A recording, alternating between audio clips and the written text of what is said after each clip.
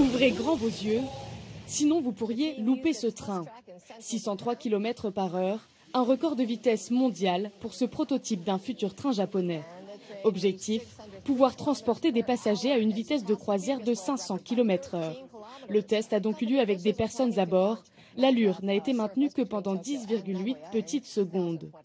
C'est un train à sustentation magnétique. Les aimants, explique le journaliste d'Al Jazeera, s'attirent quand les pôles sont inversés et se repoussent quand ils sont opposés. C'est le principe, le train est en lévitation d'une dizaine de centimètres sur les rails.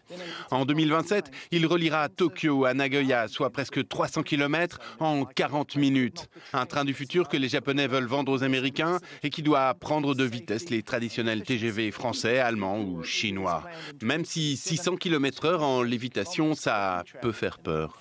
D'autres systèmes encore plus fous, comme celui d'Elon Musk. Le créateur des voitures électriques Tesla a présenté l'Hyperloop, des capsules futuristes, 28 passagers à bord, vitesse 1200 km/h. D'autres projets similaires sont actuellement développés aux États-Unis, suivant le même principe. Les capsules sont propulsées dans des tubes à très basse pression. Résultat, New York-Hollywood, 4000 km en 45 minutes et New York-Pékin, 11 000 km en seulement 2 heures. Il est 8h46 ce matin, quand ce train intercité, qui effectuait la liaison entre Belfort et Paris, a percuté un camion. Le choc s'est produit sur un passage à niveau tout près de la gare de Nangy. Sur ces photos d'un témoin sur place, on aperçoit l'ampleur des dégâts.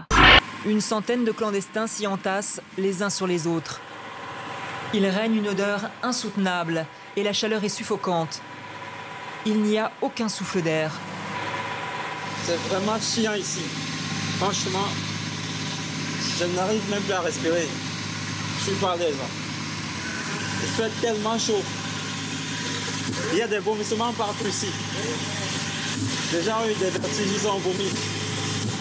Et franchement, ça dégage. Je suis mal à l'aise. Wouh! Hey, c'est chaud, non? Allez! Quoi? Bah, c'est génial! C'est chaud patate! Ah, je suis un dingue! En revanche, il dit à Mediapart une petite chose qui est intéressante, je vous la cite. Il faut se mettre dans la psychologie des gens de l'industrie. Pour une somme aussi faible que 60 000 €, je crois que les gens qui donnent n'ont pas l'impression de corrompre. On n'a pas l'impression de corrompre en offrant un voyage à 5 000 €. Ce qu'on achète, c'est du temps de discussion. Bien sûr. Je vais demander à Xavier de vous apporter votre lingot d'or.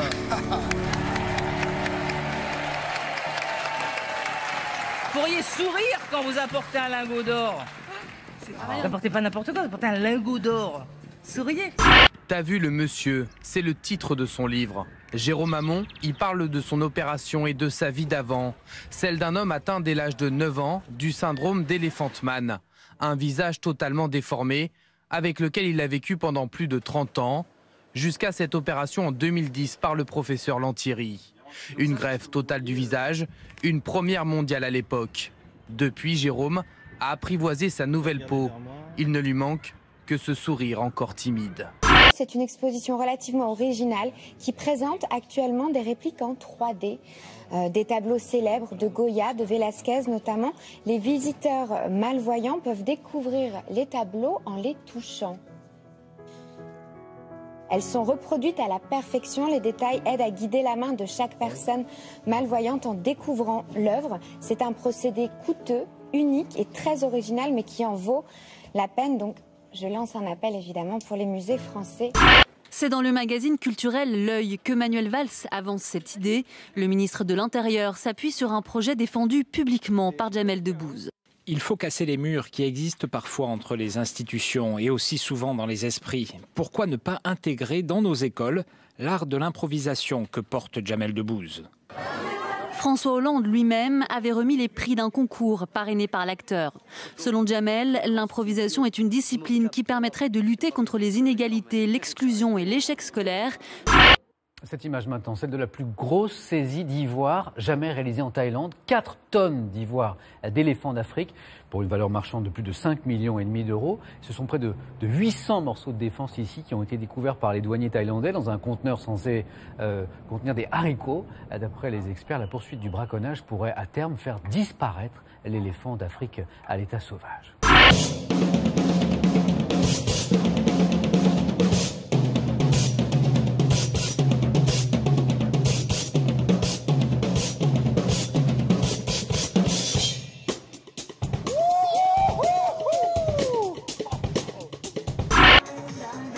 Certains dansent déjà de joie à l'idée de l'arrivée du nouveau bébé royal. En plein centre de Londres, les magasins pour touristes se préparent à des jours de grande affluence. Il y a plein de gens qui nous demandent « mais quand allez-vous être livrés ?» Et on leur répond « ne vous inquiétez pas, dès qu'on aura la première photo du bébé, on va l'imprimer partout. Sur des tasses, des assiettes, des t-shirts, tout ce que vous pouvez imaginer. » Le prince George avait rapporté plus de 300 millions d'euros. Ces images, les fonds marins de la baie de Cannes, jonchés de détritus en tout genre. Cette vidéo a été réalisée par un professionnel de la mer, plongeur amateur et militant de la cause écologique. Postée sur Facebook, la vidéo a déjà été vue plus de 2 millions de fois. Sur le mythique boulevard de la Croisette, nombreux sont ceux qui en ont été choqués. Ouais, là, normalement, si, ça a dû se corser. Alors comme tout le monde... Si, ça s'est corsé. Je vous dis que ça s'est corsé. Je vous dis que ça s'est corsé, donc ça s'est corsé. C'est pas... Peut-être pour les comédiens. Non, je rigolais, tu dis. Non, c'est bon. Non, excuse-toi. Excuse-toi, pardon. Va lui faire la bise, pardon. Il est excusé, c'est bon. Pardon. Voilà. Tu peux t'asseoir. Ah, c'est bon. Très bien. On continue.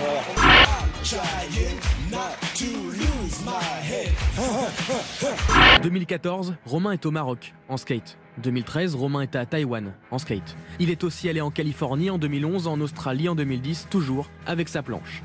Ce Français a déjà parcouru 14 000 km dans le monde sur ses 4 roulettes. On peut suivre son voyage sur les réseaux sociaux et voir ses magnifiques clichés. Depuis samedi, il est en Écosse où, dit-il, le relief est super. Moi, j'ai jamais cru. J'ai jamais cru puisque j'étais en deçà. Puisque je n'arrivais pas à formuler même ce qui n'allait pas chez moi. Eux, ils avaient des lycées, ils avaient des livres, ils avaient des maîtres, ils avaient des choses. Moi, j'ai eu la chance de ne rien avoir. Donc, une liberté insolente. Insolente.